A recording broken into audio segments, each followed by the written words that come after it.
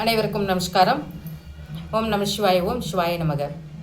இப்போ நம்ம இந்த பதிவில் என்ன பார்க்க போகிறோம் அப்படின்னு கேட்டிங்கன்னா, வீட்டில் வந்து பார்த்திங்கன்னா நெகட்டிவிட்டிஸ் வந்து ஜாஸ்தியாக இருக்குது, வாஸ்து குறைபாடு இருக்குது, தோஷங்கள் வந்து அதிகமாக இருக்குது அப்படின்னு நினைக்கிறவங்களுக்கான பரிகாரங்களை பற்றி பார்க்க போகிறோம்.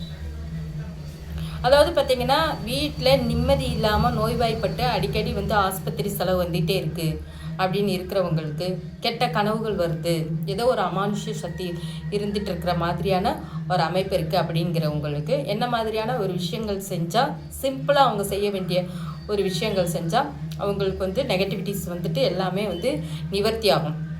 அதுக்கு வந்து என்ன பண்ணணும் அப்படின்னு கேட்டிங்கன்னா, வீட்டில் தினதோறும் வந்து விளக்கேற்றி வைக்கணும்.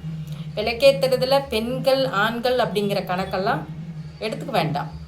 பெண்களுக்கு முடிஞ்சால் பெண்கள் ஏற்றுட்டோம், இல்லை அப்படி இல்லை நாங்கள் ஃபஸ்ட்டு கிளம்புவோம், ஆண்கள் தான் நாங்கள் வந்து வேலைக்கு கிளம்புறோம், அதுக்கப்புறம் தான் அவங்க கிளம்புறாங்க அப்படின்னா யாருக்கு உங்களுக்கு முடியுதோ அவங்களுக்கு ஏற்றிக்கலாம். விளக்கேற்றுறதுல வந்து பெரிய இதெல்லாம் ஒன்றும் இல்லை, சரிங்களா? எல்லாருமே சாமி கும்பிடுறோம் அப்படிங்கிறதுனால ஆண்களுக்கு இருந்தால் அதான் ஆண்கள் நீங்கள் தாராளமாக செய்யலாம்.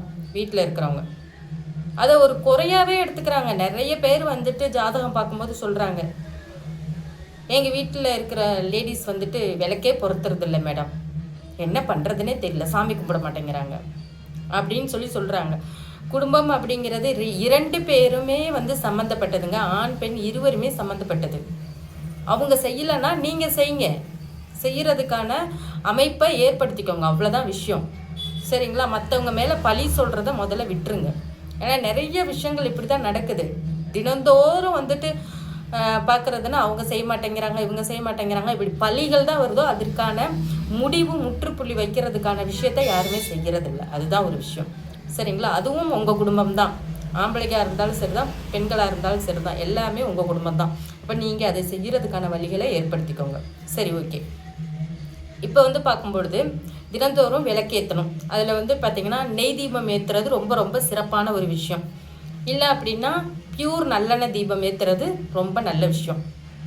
இதை பண்ணிக்கோங்க. அடுத்தது பார்க்கும்போது வாரத்தில் ஒரு முறை அல்லது இருமுறை வீடை வந்து சுத்தம் பண்ணணும். அதில் வந்து உப்பு மஞ்சத்தூள் போட்டுக்கிறது ரொம்ப ரொம்ப நல்ல விஷயம்.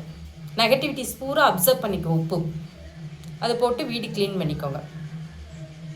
அடுத்தது வந்து பார்த்திங்கன்னா ஊதுபத்தி சாம்பிராணி இதெல்லாம் வந்து பார்த்திங்கன்னா நல்லா வாசனை நிறைந்த ஊதுபத்தி சாம்பிராணி இதெல்லாம் வந்து யூஸ் பண்ணிக்கோங்க. டெய்லியுமே நீங்கள் வந்து வீட்டில் விளக்கேற்றும் பொழுது ஊதுபத்தி சூடம் காமிக்கிறது இதெல்லாம் வைக்கிறது ரொம்ப ரொம்ப சிறப்பான ஒரு விஷயம். வீட்டில் வந்து துளசி மாடம் வைக்கிறதுக்கு சின்ன ஒரு இடம் இருந்தால் கூட அதை நீங்கள் யூஸ் பண்ணிக்கோங்க. எங்களுக்கு மண்ணில் வைக்கிறதுக்கெலாம் இடம் இல்லை அப்படின்னா ஒரு சின்ன தொட்டிலையாவது வாங்கி ஒரு துளசி செடி வச்சுக்கிறது அப்படிங்கிறது ரொம்ப நல்ல விஷயம்.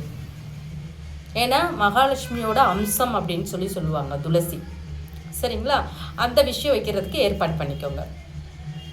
அடுத்ததாக பார்க்கும் பொழுது வீட்டில் எப்பயுமே பார்த்தீங்கன்னா அது இல்லை இது இல்லை அப்படிங்கிறத சொல்லிகிட்டே இருக்கக்கூடாது. உங்களால் முடிஞ்ச அளவுக்கு பார்த்தீங்கன்னா அரிசி பருப்பு இந்த மாதிரி சர்க்கரை இதெல்லாம் வந்து அத்தியாவசிய பொருட்கள், டெய்லி நம்ம யூஸ் பண்ணக்கூடிய பொருட்கள்.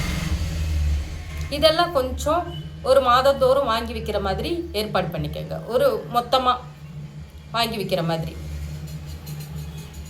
அதெல்லாம் எப்பயுமே குறையாமல் இருக்கிற மாதிரி பார்த்துக்கோங்க. இதெல்லாம் ரொம்ப ரொம்ப நல்ல விஷயம். அடுத்தது பார்த்திங்கன்னா வீட்டில் வாசப்படிக்கு முன்னாடி அந்த என்ட்ரன்ஸில் சங்கு விதைச்சி வைக்கிறது ரொம்ப நல்ல விஷயம்.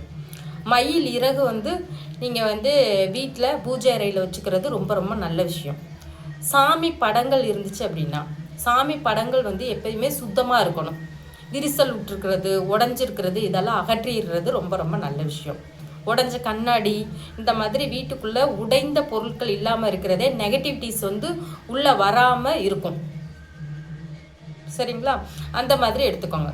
அடுத்தது பார்த்திங்கன்னா பீரோவில் பார்த்திங்கன்னா துணிகள் அப்படின்னு பார்த்தோம்னா ஒரு வருஷம் 2 வருஷத்துக்கு பார்த்திங்கன்னா மடித்து வச்ச மாதிரியே இருக்கும். அப்படி இருக்கவே கூடாது. அடிக்கடி வந்து பார்த்திங்கன்னா துவைச்ச துணிகளை இருந்தாலும் பீரோவை வந்து க்ளீன் பண்ணி மடித்து வைக்கிறது, துணிகளை மடித்து வைக்கிறது ரொம்ப ரொம்ப நல்ல விஷயம். அதையும் பண்ணிக்கோங்க, ரெகுலராக பண்ணிக்கோங்க. டைம் இருக்கும்போது இதெல்லாம் நீங்கள் வந்துட்டு எந்தெந்த இது இருக்குது. ஒரு சில பேர்த்துக்கு என்ன ட்ரெஸ் இருக்குன்னே தெரியாது பீரோக்குள்ளே, அந்தளவுக்கு அடுக்கி வச்சுருப்பாங்க. அதெல்லாம் இல்லாமல் பார்த்துக்கோங்க. முடிஞ்ச அளவுக்கு யூஸ் பண்ணுற துணிகளை வீட்டுக்குள்ளே வச்சுக்கோங்க. யூஸ் பண்ணாத துணிகளை அப்பப்போ அப்புறப்படுத்திடுங்க. கிழிஞ்ச துணிகளை வச்சுக்கிட்டு இருக்கிறது இதெல்லாம் வந்து அப்பப்போ அப்புறப்படுத்திடணும். இதனாலே வந்து வீட்டுக்குள்ளே வந்து நெகட்டிவிட்டிஸ் அதிகமாகும். வீட்டில் தோஷமே இல்லாட்டினாலும் கூட இதனால் வந்து நெகட்டிவிட்டிஸ் வந்து அதிகமாக இருக்கும். சரிங்களா?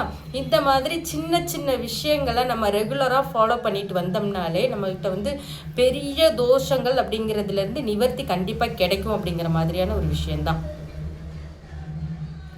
சரிங்களா?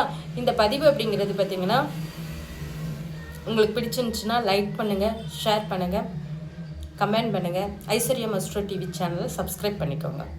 ரொம்ப நன்றிங்க.